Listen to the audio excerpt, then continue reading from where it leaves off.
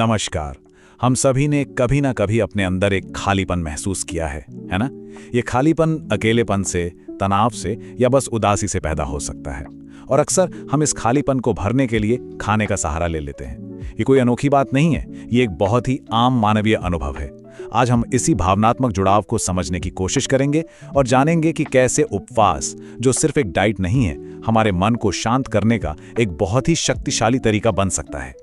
एक पल के लिए इस सवाल पर सोचिए, क्या कभी ऐसा हुआ है कि भूख तो नहीं थी, पर सिर्फ मन को बहलाने के लिए या किसी बेचैनी को कम करने के लिए कुछ खा लिया हो? अगर इसका जवाब हाँ है, तो यकीन मानिए ऐसा महसूस करने वाले सिर्फ आप नहीं हैं। इस बात को समझना और स्वीकार करना इस सफर का सबसे पहला और सबसे जरूरी कदम है। तो चलिए एक नजर डालते हैं कि आज हम किन किन विषयों पर बात करने वाले हैं। सबसे पहले हम इस खालीपन और भोजन के गहरे रिश्ते को समझेंगे। फिर ये जानेंगे कि आखिर हम जरूरत से ज्यादा क्यों खाते हैं।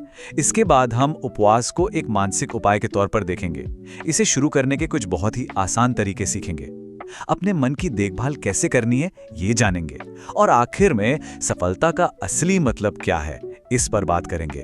तो चलिए पहले मुद्दे से ही शुरू करते हैं। खालीपन और भोजन का रिश्ता। कई बार इसे दिल में एक छेद या मन का खालीपन भी कहा जाता है।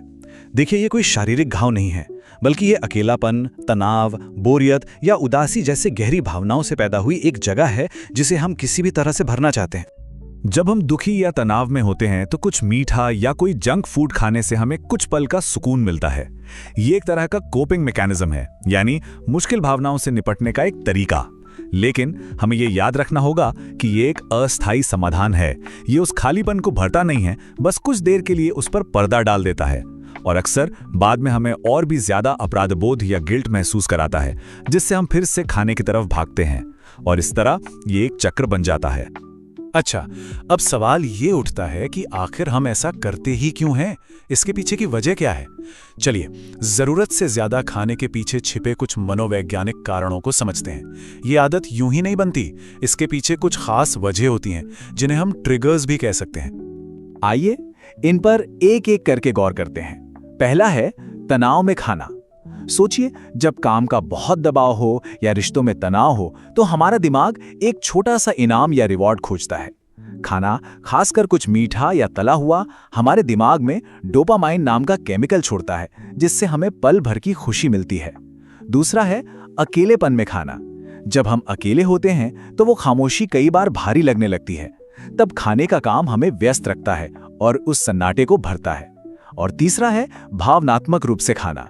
जब हम उदास होते हैं, बोर हो रहे होते हैं या चिड़चिड़े होते हैं तो भोजन हमारी भावनाओं को संभालने का एक आसान जरिया बन जाता है। ये सभी आदतें असल में उस मानसिक खालीपन को भरने की ही कोशिशें हैं। और यहीं पर उपवास की भूमिका आती है। लेकिन यहाँ हम उपवास को वजन घटाने के तरीके के तौर पर नहीं देखेंगे। हम इसे मानसिक और भावनात्मक उपचार के एक शक्तिशाली साधन के रूप में देखेंगे। ये खुद को बेहतर तरीके से जानने, अपनी आदतों को समझने और अपने मन पर नियंत्रण पाने का एक बहुत अच्छा अवसर है। तो ये इंटरमिटेंट फास्टिंग, या जिसे हम रुक रुक कर उपवास करना कहते हैं, ये आखिर है क्या? ये बहुत ही सरल है। ये कोई डाइट नहीं, बल्कि खाने का एक पैटर्न है, एक तरीका है। इसमें हम दिन के कुछ घंटे खाते हैं और बाकी के घंटे उपवास रखते हैं। जैसे सबसे आम तरीका है 16 घंटे का उपवास और 8 घंटे खाने का समय, जिसे 16/8 मेथड भी कहते हैं। इसका पूरा ध्यान क्या खाना है पर नहीं, बल्कि कब खाना है पर होता है। अब समझते हैं कि ये मानसिक तौर पर हमारी मदद कैसे करता है। सबसे पहली बात, ये आत्म जागरूकता को बढ़ाता है। जब हम कुछ समय के लिए नहीं खाते तो हमें ये सोचने का मौका मिलता है कि जो महसूस हो रहा है वो क्या सच में पेट की भूख है या बस मन की कोई भावना। दूसरा, ये भावनात्मक नियंत्रण में सुधार करता है। हम असहजता या बेचैनी के साथ बैठना सीखते हैं, उसे तुरंत खाने से दबाने की बजाय।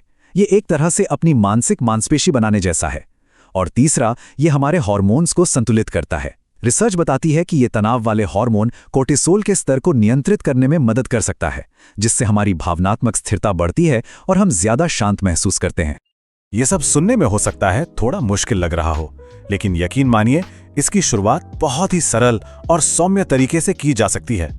चलिए कुछ ऐसे आसान कदमों पर नजर डालते हैं जिन्हें कोई भी आसानी से अपना सकता है।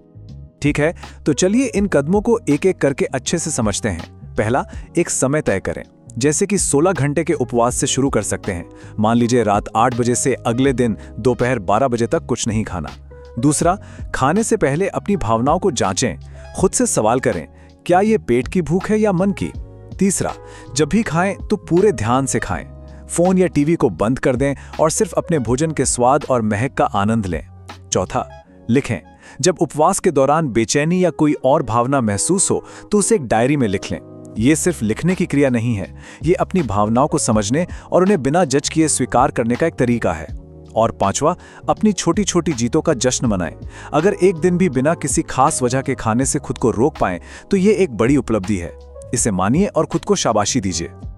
देखिए, ये यात्रा सिर्फ खाने पीने के नियमों के बारे में नहीं है, ये अपने मन की देखभाल करने और सबसे जरूरी खुद के प्रति दयालु होने के बारे में भी है।